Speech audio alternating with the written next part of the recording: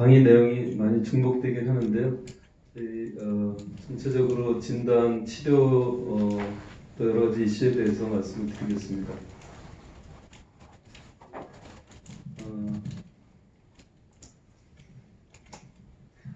원인, 사례, 기면병의 증상, 치료제, 사회적인 이슈들 이런 거에 대해서 소개를 하겠습니다.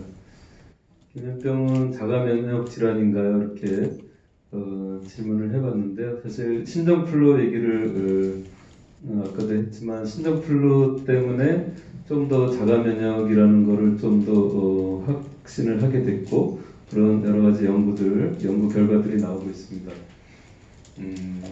2009년도에 이제 중국에서 처음으로 이렇게 역학 스터디가 신종플루와 관련돼서 굉장히 그 기면병의 발병이 이제 갑자기 급증을 해서 이게 관련성이 있구나라는 게 학계에 제기가 됐었죠.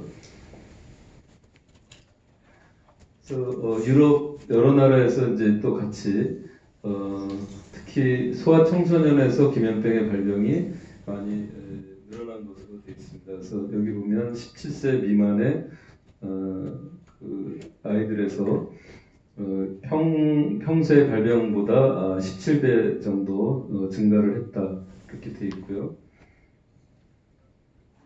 근데 이제 그때 당시에 그 백신을 맞은 애들이 그 4세에서 19세 애들이 소아 청소년들이 백신을 맞은 사람들하고 백신을 맞지 않은 사람들하고의 발병률의 차이가 있어서 오드레이셔가 12.7이다 이렇게 해서 이 백신을 만든 회사가 사실은 GSK였었거든요. 그래서 GSK에서 스탠퍼드 대학에 의뢰를 했어요. 이 백신을 맞은 사람들이 이렇게 기면병 발병이 늘어났는데 혹시는 원인이 어떻게 해서 이 백신이 기면병 발병을 늘렸을까요 하고 그 스탠퍼드의 민정 교수한테 연구를 의뢰를 했었습니다. 그래서 결국 그쪽에서 연구를 한 것 자체는 이제 아까도 설명을 했지만 이 신종플루의 그 에이전트, 인펙셔스 바이러스 자체가 그 기면병과 관련된 하이포크레틴, 뇌 안에 있는 하이포크레틴 세포하고 그 구조적으로 일부가 굉장히 유사하다 그럽니다. 그래서 결국 그 이제 오토 T셀을 액티베이션 시켜서 뇌 안으로 침투를 해서 그 하이포크레틴을 분비하는 세포를 파괴를 하는데 보시면 이제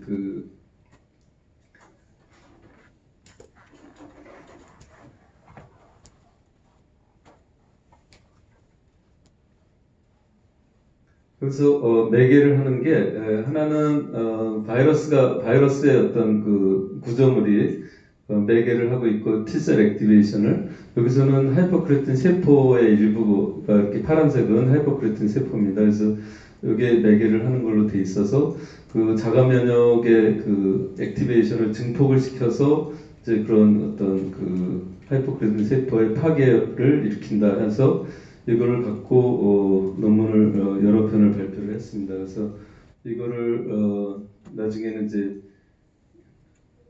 결국 그 구조적인 그러니까 모든 바이러스가 하이포크레틴 세포하고 이제 유사한 건 아니고요. 여기서 신종플루의 바이러스가 특별히 그 구조적으로 유사하다 그래서 몰레큘러 미미크리라고 얘기를 했습니다. 그래서 실제 이제 대규모로 그래서 이번에 코로나 바이러스가 이렇게 굉장히 할 때도 혹시는 코로나 백신을 맞은 사람 또는 걸린 사람들 중에 기면병의 발병이 더 늘어나지 않을까 해서 그 기면병 하는 분들이 굉장히 자세히 봤는데 아직까지 그런 보고는 없습니다. 그래서 일단은 신종플루의 백신, 그러니까 바이러스하고 굉장히 관련성이 있다는 것을 보여주고요. 그래서 근데 실제 이제 그 신종플루의 백신이나 그 걸렸던 사람들 중에 그 기면병이 된 사람들은 다들 HLA T기변 공유권이가 양성이었어요. 그래서 이게 기면병 유전자로 알려져 있고 아까 이제 일반인에서도 13% 나온다 그랬는데 13% 정도 이게 있는 사람들에서 이제 그 오토이뮨 그 자가 면역이 나타났다는 거죠. 그래서 누구나 다 이게 있다고 해서 기면병이 발병하는 건 아니니까 여기서 프리디스포지션 팩터로 작용을 하고 실제 그 어떤 환경적인 요인으로 인해서 하이포크레틴 세포의 어떤 파괴를 일으킨다 그러면 이게 이제 인펙션이라든지 또 다른 인바이러멘털 팩터가 가미가 돼서 나타나는 건데 여기서 보면 하이포크레틴 세포가 한 10만 개 정도 된다고 그래요. 10만 개. 근데 한 반 정도가 파괴가 되면 반보다 덜 파괴가 되면 파샬 탄력 발작이 에이티피컬하게 나타나고 굉장히 많이 세포가 줄어들면 그 아주 심한 탄력 발작이 나타난다 이렇게 되어 있습니다. 그래서 우리가 검사를 하지 않아도 하이포크레틴 검사를 하지 않아도 탄력 발작이 아주 심하고 그다음에 HLA 기변 010가 양성인 사람에서는 그 뇌안에서 하이포크레틴 세포가 많이 줄어들어 있구나, 하이포크레틴이 분비가 잘 안 돼 있구나라고 생각을 해도 거의 95% 이상 맞는 것으로 되어 있습니다. 기면병의 특징적인 소견은 대개는 다 낮에 졸려서 병원에 오죠. 간혹가다 아까 말씀드린 그 케이스처럼 탄력 발작 때문에, 그러니까 걷다가 갑자기 이제 쓰러지는 탄력 발작이 우세하게 나타나서 또 이렇게 갑자기 나타나서 이렇게 오는 분들이 있어요. 그래서 그런 경우는 진단 내리기가 조금 어렵긴 하죠. 일반 의사 선생님들이. 그래서 저희가 낮에 졸려서 오는 그 환자분들한테 다 이런 증상이 있는지 물어봅니다. 웃을 때 힘이 빠지는지, 가위에 눌리는지, 또 자려고 하는데 자려고 할 때 환청이 나타나는지, 또 밤에 자주 깨고 잘 못 자는지, 또 아침에 일어나서 잠도 같지 않은지, 이런 5가지 증상을 다 물어보게 됩니다. 심지어는 가위가 눌린다고 해서 오는 분들이 있어요. 다른 건 다 증상을 얘기를 안 하고. 그래서 가위가 심하게 눌려서 온다고 하는데 자세히 물어보면 낮에 또 졸린 거예요. 그래서 검사를 해보면 기면병의 진단 기준에 맞게 나오는 분들이 있습니다. 저희가 케이스 사례 보고를 몇 케이스 한 적이 있습니다. 한국의 기면병을 앓고 있는 환자분들, 아까 이제 10년 동안에 저희가 심평원 데이터가 8,700명 정도 됐는데요. 그 치료를 받은 사람들이, 그러니까 실제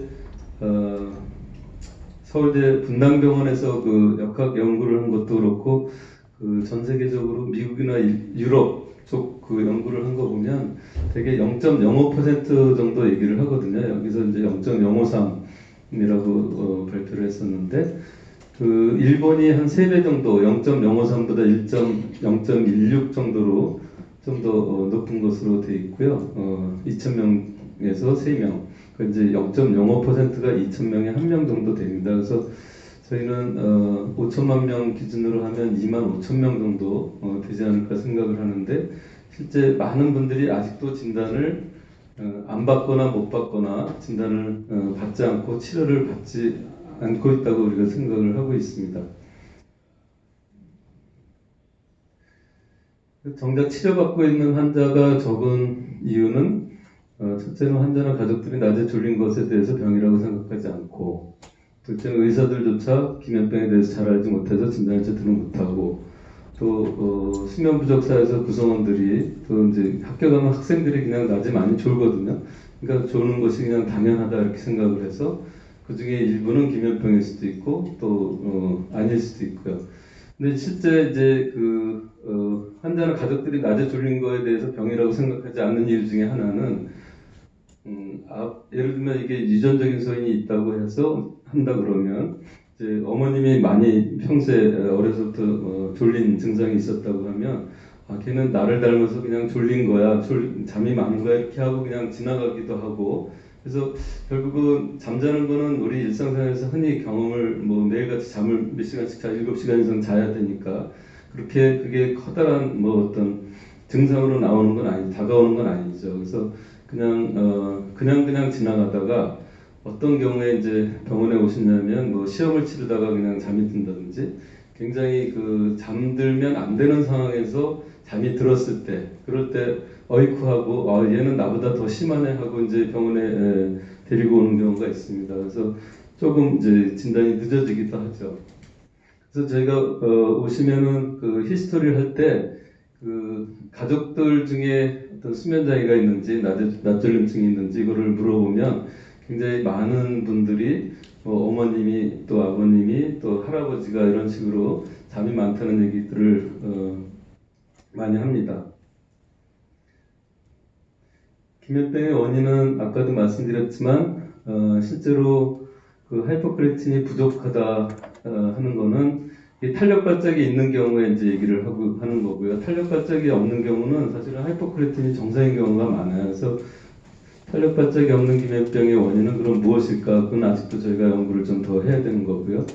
근데 이제 그 유전자라고 하는 HLA-DQB형 국립공이가 기면병 유전자라고 하긴 하지만 실제로 이거 자체가 있다고 해서 다 기면병으로 가는 게 아니기 때문에 실제로는 저희가 진단을 내릴 때 이 HLA-DQB형 국립공이의 그 가치를 그렇게 두지는 않습니다. 물론 저희가 연구를 하고 기면병 환자분들이 이 양성인지 아닌지를 우리가 이제 보는 그런 그 검사들은 하죠.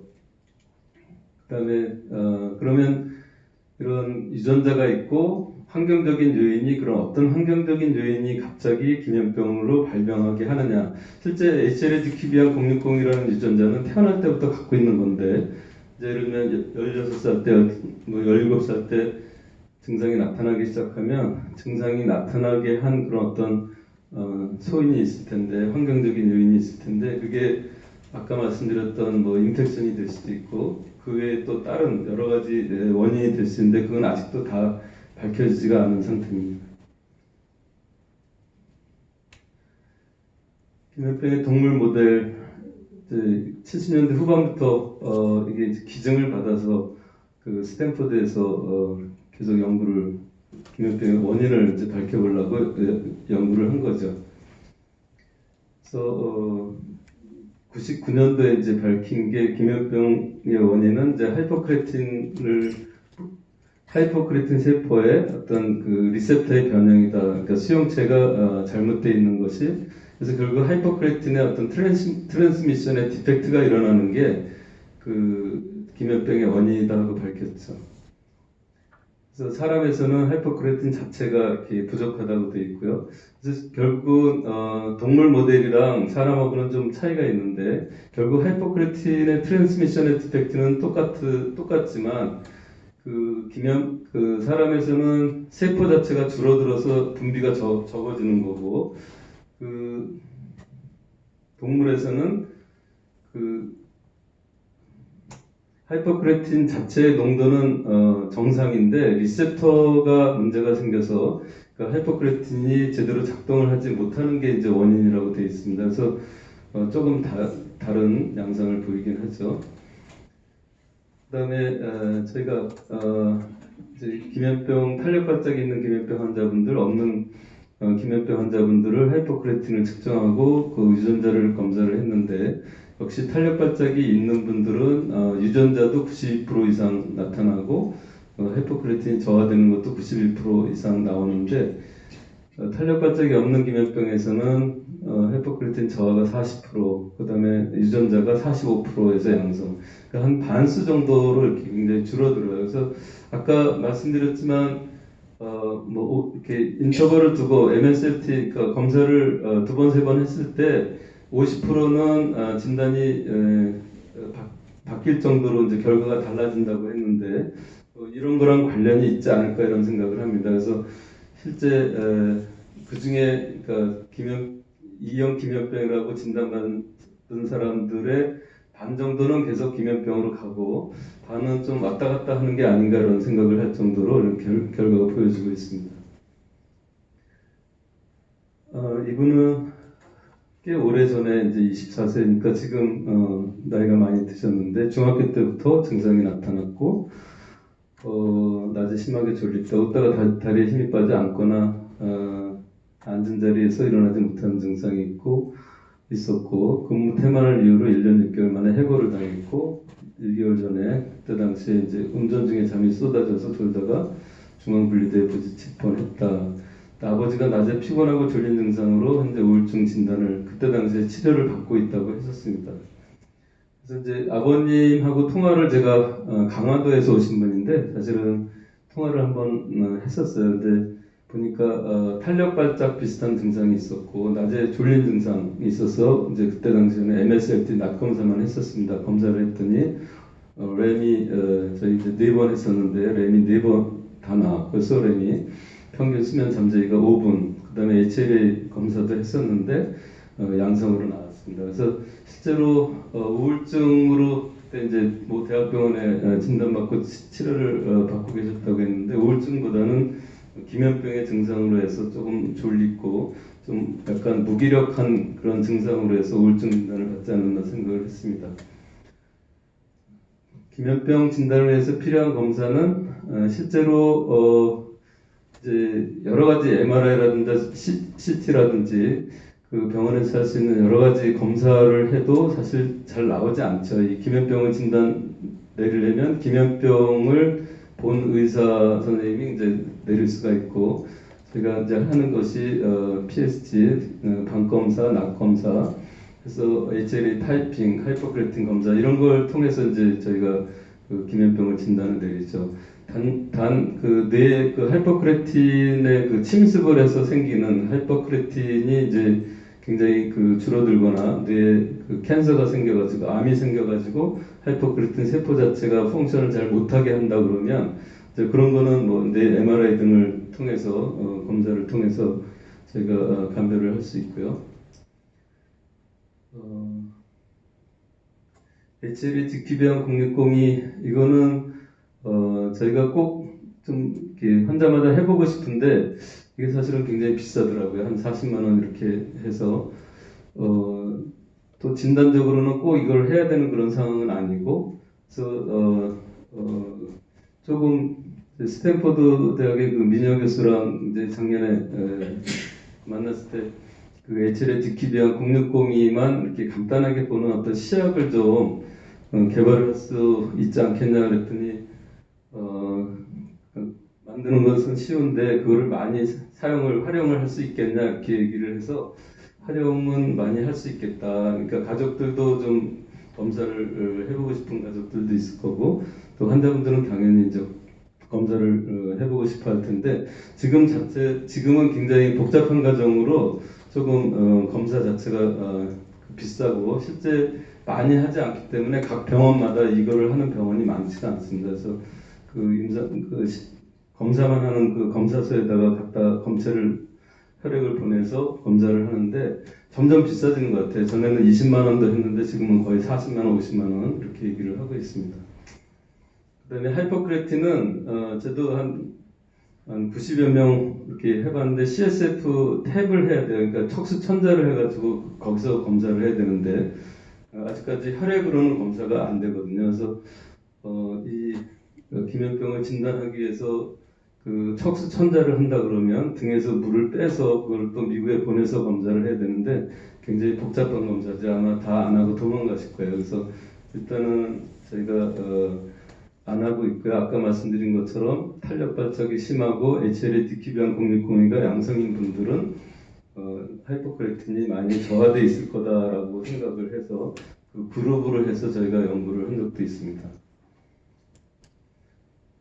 치료는 안 하는 것보다는 하는 것이 훨씬 더 그 일상생활을 하는데 도움이 되죠. 그래서 납졸림증도 한 7, 80% 그러니까 예를 들어서 한 뭐 70% 내지 80% 정도, 8, 90%라고 했는데 납졸림증의 증상이 많이 경감이 될 수 있고요. 그래서 지금 현재는 스티뮬런트, 도파민에 작용하는 약제, 또 히스타민에 작용하는 약제들을 쓰고 있는데 이제 조만간에 몇 년 안에 오렉신의 아고니스트, 오렉신을 증가시킬 수 있는 그런 약제가 나올 것 같고요. 그 탄력 발작은 항우울제를 사용을 하는데 실제로 오렉신이 나온다 그러면 그 오렉신 하나로 탄력 발작도 많이 좋아지게 해서 한 가지 약제가 그 두 가지 증상을 다 치료해 줄 수 있지 않을까. 지금 현재 그 히스타민을 증가시킨다는 그 와틱스라는 약도 실제로는 이제 납졸림증이라든지 그다음에 탄력 발작 두 가지 증상을 좀 경감시켜주는 그런 효과를 갖고 있다고 되어 있습니다. 여러 가지 약제를 저희가 쓰는데요. 그 도파민에 작용하는 약제가 각성을 일으키는 거고, 낮에 졸립지 않게 하는 거고, 그다음에 탄력 발작에 관련하는 것이 이제 아드레날린 시스템, 세로토닌 시스템에 작용을 해서, 그래서 실제 이제 그 탄력 발작이 꿈과 관련된 그런 현상이라고 하는데, 꿈은 콜리너직 시스템이 좀 우세한 거거든요. 그래서 그 이쪽 시스템을 강화시켜서 그 균형을 맞추면 탄력 발작이 줄어든다 이렇게 해서 치료를 하고 있고요. 그 요즘에 그 유럽 수면학회에서 나온 치료 가이드라인에는 이제 유럽 쪽에 프랑스에서 개발한 약이긴 하지만 와킥스 피톨리산트가 이제 그 기면병의 1차 치료제로 들어가 있습니다. 모다피닐, 누비질과 함께 피톨리산트도 1차적으로 치료를 할 수 있는 치료제로 되어 있습니다. 그래서 여러 가지 약제들을 컴비네이션해서 낮에 졸림증을 경감시킬 수 있는데 모다피닐, 프로비질 뿐만 아니라 와킥스를 같이 병행 투여를 할 수 있고 심지어는 메치페니데이트를 병행 투여를 했습니다. 아쉽게도 소디움 옥시베이트라는 약은 상당히 효과가 좋을 것으로 우리 생각을 하고 있는데 한국에 아직 들어오지 않았고요. 그래서 치료, 그러니까 아무리 해도 낮졸림증이 잘 안 된다 그러면 여러 가지 약제를 병행을 할 수는 있습니다. 근데 약 자체가 또 부작용을 나타낼 수가 있어서 용량을 조절하는 것이 중요하고요. 또 하나는 약으로 다 커버가 안 되기 때문에 그 여러 번에 걸쳐서 짧은 낮잠을 권하기도, 치료로 권하기도 합니다. 이게 자이렌이라는 그런 약이고요. 탄력 발작이 있는 경우에는 탄력 발작에 굉장히 효과가 있는 게 소디움 옥시베이트인데 실제로는 저희가 쓸 수가 없고요. 이제 와킥스가 탄력 발작에도 되고 도움이 되고, 저희는 여태까지는 이제 그 항우울제 벤나팍신을 많이 썼었습니다. 그리고 플러스 클로미프라민, 아주 옛날부터 쓰던 탄력 발작 치료제인데 이걸 같이 써서 되게 좋다고 하는 분들이 있고요. 갑자기 약을 끊으면 굉장히 그 리바운드로 탄력 발작이 아주 심하게 나올 수가 있어요. 그리고 이제 유발 상황을 피하게 한다. 굉장히 웃기는 상황이라든지 코미디를 보면서 막 웃으면 이렇게 힘이 빠져서 쓰러지는 분들은 막 자기는 누워서 텔레비를 본다고 얘기를 하기도 해요. 그래서 여러 가지 약제를 같이 쓰죠. 탄력 발작이 잘 조절이 안 될 때는 와킥스, 벤나팍신, 크로미프라민, 소디움 옥시베이트는 저희가 쓸 수 없고요. 그다음에 밤에 잠 잘 못 자면 저희가 심지어는 수면제를 처방하기도 하는데 낮에 각성을 잘 유지를 시키면 밤에 좀 더 잠을 잘 잘 수 있습니다. 낮에 많이 조는 분들이 밤에 잠을 잘 못 자서 그냥 낮에 각성제를 잘 용량을 조절해서 드리면 밤에 잘 잠자는 분들이 많아서 특별히 벤조 약물이나 수면제를 처방을 하지 않아도 됩니다. 아까 말씀드렸지만 저희 이제 최근에 변화는 이제 와킥스, 피톨리산트가 들어와서 저희가 같이 병행 투여를 하고 있고요. 저희가 조금 기대하는 거는 이제 오렉신 아고니스트가 좀 빨리 나오기를 기대를 하고 있습니다. 그래서 피톨리산트는 작용 기전이 도파민에 작용을 하는 게 아니라 히스타민에 작용을 하는데 결국 약간 그 시너지가 있는 거죠. 도파민에 작용하는 약제랑 히스타민에 작용하는 약제를 같이 쓰면서 낮졸림증뿐만 아니라 탄력 발작 모두의 효과를 기대를 하고 있어요.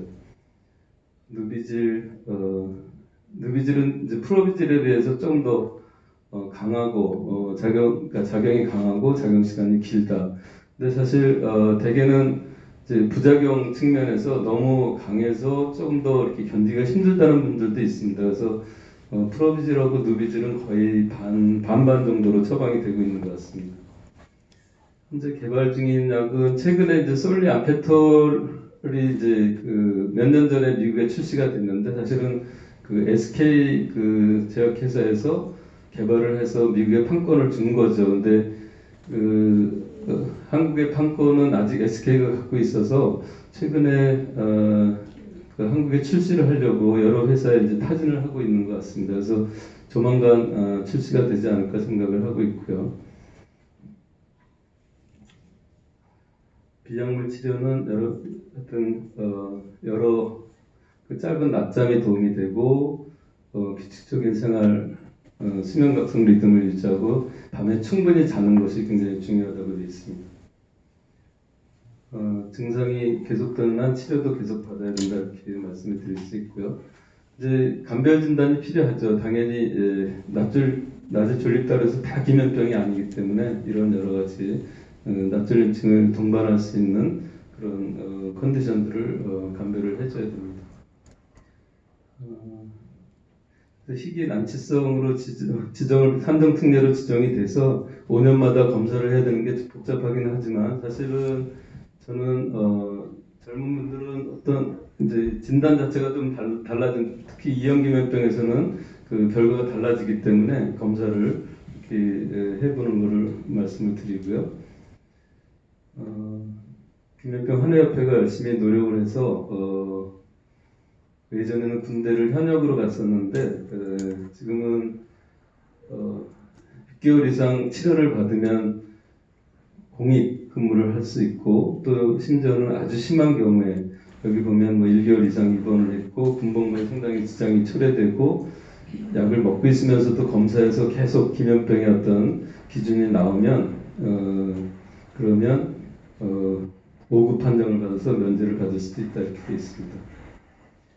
미국이나 일본의 기면병 모임이 활발하게 이루어지고 있고 한국에는 기면병 한의협회 기면병 카페가 있습니다.